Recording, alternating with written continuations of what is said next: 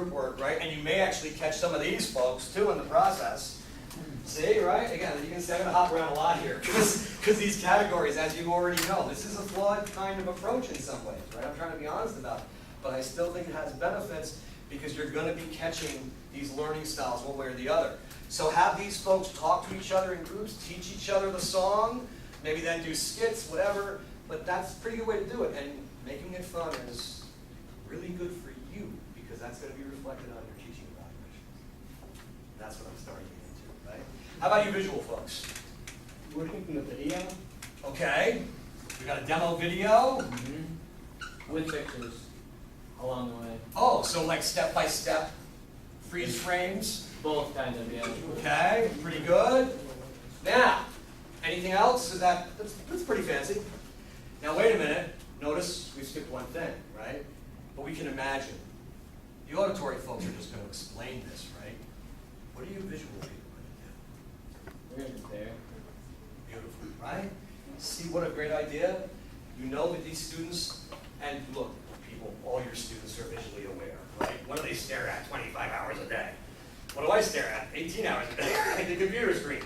So they're used to looking at videos, they're used to looking at film, they're used to looking at art, and the idea is they're very, very good at making comparisons. So you could show loosely tied bows, you could show, the other class, we got into this debate about flat versus round shoelaces.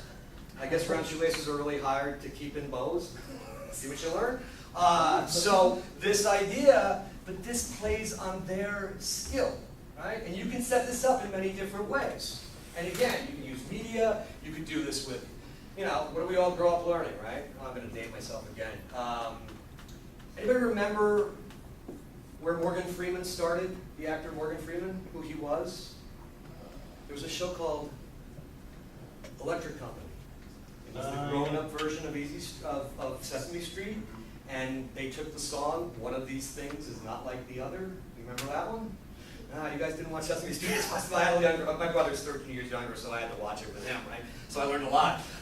But comparisons really work. So there's a song, "One of These Things Is a Lot Like the Other," and you got to pick them out. You could maybe demonstrate again, weak knots, you could show the knots in stages of coming apart.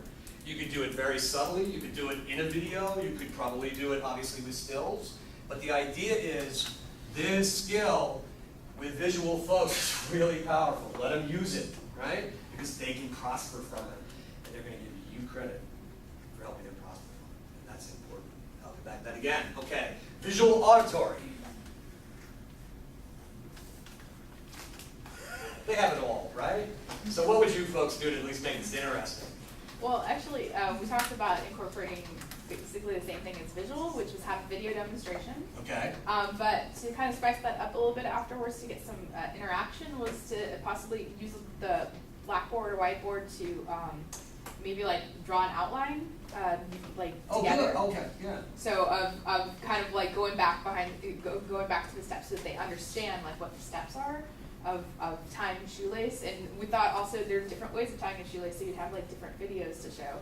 Pretty comprehensive. Probably a master's degree available in that. So, not bad. Yeah, and pretty good. Now, remember again, as I was saying to those folks, and I said to you, this is the way we've been teaching for hundreds of years. Now you have a little sense that why this kind of has worked for most of us, because again, under Gardner's theory, we do a little of each of these. And so, I think I've struggled through my entire academic career with this, right? When I should have been thinking about myself doing this, and it's probably hurt me. And I mean, I've done very well, right? I can't say I haven't done well, but it's been like pulling teeth. I am not a person who can sit at a desk. I gotta get move around. If you have these students, I am not an expert on ADHD, any of those, but these visual auditory people, and particularly the kinesthetic people, will maybe need to get up and leave class and walk around the building and then come back. Because they're wrestling with a lot of stuff, you know? Now for me, it's because I really wasn't one of these folks. These folks will be all over the place. I'll get to them in a minute. But with the visual auditory, you know, this is where you can be very, very creative, and you're basically within traditional grounds, because this is how we've all been taught, right? Again, give the lecture, show the picture, test them in 2 weeks, right? Take notes, blah, blah, blah. But it's not actually something that you should just leave lying, because now you can bring some of these other methods in here, and obviously any auditory, any visual methods will get to this group better than we've been getting to them lately. Because these are the guys who get handouts. And where's the visual in a handout? If you outline it, maybe, but even then, right? So these folks are, this is most of us for the past couple thousand years. But let's go to my favorites, the kinesthetic folks. And of course, you probably by now see the problem, right? How in the heck are they going to do this? Well, let's see what they think. What do you think, folks? How are you going to do it? We're going to give them a tied shoe Okay. and tell them to untie the shoe. Ooh, I like it. And then we're going to have them put their foot in the shoe and have them tie the shoe. Okay. How are they going to tie the shoe? They don't know how to tie the shoe. They'll figure it out. That's not so far afield. There's a system called the British Democratic System. It's based entirely on this. So you come into this school and they're like, okay, kid, you got 5 years. Teach yourself how to read. Because they fear that if they get in the way of any one of these learning styles, they're going to corrode the student. So you got these kids running around these schools for years like, oh yeah, I think I'll do calculus this week. It's like how and it's all self-taught. The idea is they'll teach themselves in the appropriate learning style that fits them. Well, the idea is like, here's a knot, undo it, then redo it. But I think in undoing the knot, they're going to want to. Yeah, I really like it. That's really very clever, right? Everybody sees you're asking them to experience the process from in reverse. Yeah, So then they will go back and they will do it in the right order and it will work. right. And just to have them do it a couple times. Yeah, repeat. Repeat. Do you think that's going to be enough for them to be able to say, write you a paper on why it works? They may come up with it, because in this process they're going to be playing with friction, and I don't know the other forces that make knots work, but they're going to be working on it, so it's possible. And again, that's the problem with this kind of learning. It's very effective, but it's really slow, and we're not sure what the outcome's going to be totally. But once they understand how to tie a knot, they'll never forget it. We hope. Yeah. I don't lace my shoes anymore. That's another story. Okay, so that's great, and I think anybody think of any other way to experience, this is going to sound really horrible, experience friction? Yeah, experience knots. When you have to write your first seminar paper, you'll be in knots, right? Okay, so this is what you got, and yes, all the critiques are right. You cannot teach to one style, because we don't even know if anybody in the room is using that style. But if you teach across this spectrum, you're going to catch them all, or at least a lot of them. But to be honest with you, that's not my main concern. What do you think I've been talking about for 40 minutes, really? How many of you have taught before? Oh, gosh. Okay. How many of you are worried about Thursday or whatever your first day is? A little nervous. Don't worry, this information will not be used against you. How many of you don't really even want to teach this year? It's okay. It's all right. Yeah, that's all right. No, I'm not turning anybody in, right? Let me give you a couple, let me hit you with the bombshell. So what do you think this is all about? Is it all about learning styles and pedagogy? What are you mostly worried about? What's your worst fear about what might happen on Thursday or the first day you teach with the kids?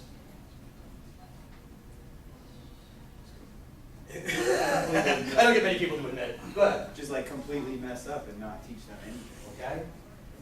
So you know what this has all been about? This has all been about discipline. This is all about control. This is all about how to run a class without coming off, excuse my language, turn the camera off like an ass. Right? And you know why that hurts? Because these recommendations these kids write, and they have to write at the end of every course, if they're bad, eventually you'll get called into us. We'll help you. If it doesn't work and your ratings stay low, you lose your funding and you're out of here. So this is kind of serious stuff. And this is a non-heavy-handed way to do it. You don't have to say, hey kid, turn the cell phone off, shut up, and then he writes you a bad recommendation. Right? Doesn't happen. Because you're right, it's ethical too. You're engaging them. We may not be totally sure, but you're attempting to engage learners across a spectrum. You can't do this every class. Right? You can see, right? I've been doing this for 30 years, I'm like a hyena up here, right? And if I had YouTube going, you would have seen videos too. Don't worry, you don't have to do that. That's what I do. You don't have to do it. This isn't Vegas, right? Don't be a performing pony. But if you've got kinesthetic kids and you've engaged them correctly, they're not going to be back there playing around with stuff, looking for stuff to do, because they're going to be into what you've given them. And you don't have to go back there and say, kid, be quiet, what are you doing? And it's productive, and you will know what to do. Because the worst thing, the fear you're going to have is walking into the classroom and saying, geez, what am I going to do today? You start playing YouTube videos, you plop a video in there, and your recommendations, your ratings start sinking, right? So this is really something I want you to think about. Even if you don't go this far or follow or believe in the theory or any of that stuff, this gives you options for setting up classroom lessons. Now here's the other big hint, right? Your first 3 years, you're all going to be okay, but then stuff gets nasty. You don't have any time at all. When you start writing, you first have to figure out your committee, then you have to get that, write a prospectus, then you have to get into the dissertation, start writing stuff, then you got to do your comprehensive exams, right? You don't want to be thinking about teaching in 3 years. So, my advice to you, and this is kind of what happened to me here, right? Concentrate on the teaching the first couple of years, even if you don't want to do it. Even if you're somebody you're like, oh, I really don't want to do this, but I know I'm going to have to because my funding depends on it. And start devising units. Think about it this way. 50-minute class, do 2 of these. And move it around, right? Don't go crazy at first. Stand up and lecture, right? But don't do that for 40 minutes or 50 minutes. If I had done that, you folks would be half asleep and rioting, and I'd love to see my recommendations when the class is over. Right? So this gives you a way of structuring your 50 minutes. It gets rid of some of your anxiety. You even have a theory behind it if you want to use it. But at least you have a way of characterizing the activity so you're going to get to some of these kids. And probably most of them, right? And they're going to appreciate the effort because they're going to realize that you're trying to get to learners in different ways. Plus, it's going to make your classes varied and interesting. Again, you don't have to put on laser light shows to do this, right? But you should vary your teaching techniques. And what I tried to give you today is a rationale for ways to vary them. So think about these categories, and then what you do is you devise these units, and your courses will stay on Blackboard as long as you are enrolled in the school. Every course I've taught 1A 7 times and 1B 5 times and blah, blah, blah. They're all there. And every paper from every student I've taught is on Blackboard. So if a kid asks me for a recommendation, I can go back and pull his or her papers for when I had them and write a recommendation, right? But also, I can see what I did in each class because the classroom sites are saved as well. The course sites are saved. And I can improve things. Or if I don't have time, I just use the same ones over again. Maybe alter them a little. Get rid of the unsuccessful stuff, and then you are an effective teacher. For those of you like me who want to make a career out of it, you can improve, right? I've taken these lessons from 5 years ago to where I am now. But what this whole thing about today is a hands-off way of controlling students and controlling classes and making them very productive without having to do the heavy. And that will benefit you in all ways. So, think about this stuff. Again, it's a disputed idea, right? I mean, I presented you with kind of a flawed theory here, but I tried to show you how you can still make it work for you, and really to your benefit. Because I'm telling you, folks, in 3 years, you're not going to have time to eat. It gets really hairy, right? My relationship with ramen noodles is well beyond the personal at this point. And I'm a diabetic. I'm not even supposed to be eating that stuff. So, you eat when you can, right? So this is a way you can take a lot of pressure off yourself, and it's also something actually, God forbid, it might interest you a little. And you're going to look for things like that, because you're going to be so sick of Foucault in a couple of weeks. You're not going to believe it. You're going to go to the department. Okay, so last thing is this, right? When you do begin to innovate, right, if you want to try to take a lecture subject and be kinesthetic about it, do it within your own area of expertise, so you know the wrinkles, right? You can make the nuances. Because you could see, right? I mean, I think you folks did that is just a wonderful idea. But, this question is still very difficult for kinetic. This is going to be a question that kinetics learners are going to have trouble answering and figuring out. And I think those folks gave them a shot at it. And that's pretty good, right? And again, ethically, you're doing your job. And in fact, you're doing your job really well if you're trying to reach all kinds of different learners. So this is a pretty good way of doing things, right? And I have done this for years. I didn't know the terminology until the last couple of years. But for me, it was just like, hey, gotta do something different, mix it up. And that's what it came down as. So, last thing is this. Even though I am in charge of the writing, and I'm there to help you with your writing, obviously, I also work with TADP, so if there's anything I can help you with your teaching as well. Also, if you want to, for example, bring me your syllabus, or any of your course write-ups, you're worried about how that looks, I can help you with that stuff too.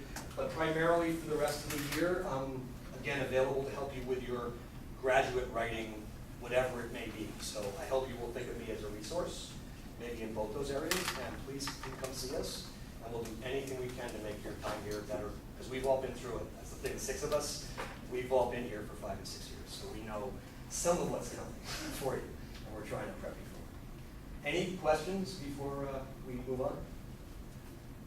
All righty, thank you. I think your next, okay, so you're gonna get, you just got good cop, now you're gonna get bad cop. Right? Rights and response, is that right? Rights and response, no, we're past that, I'm sorry. Oh, yeah. Oh, we're past it, so wait, where are we? Where are we? Oh, it is, okay, so you are gonna get, he's pretty good for a bad cop, but he's gonna give you the rules and regulations, your rights and responsibilities. Oh, one last thing, I'm sorry.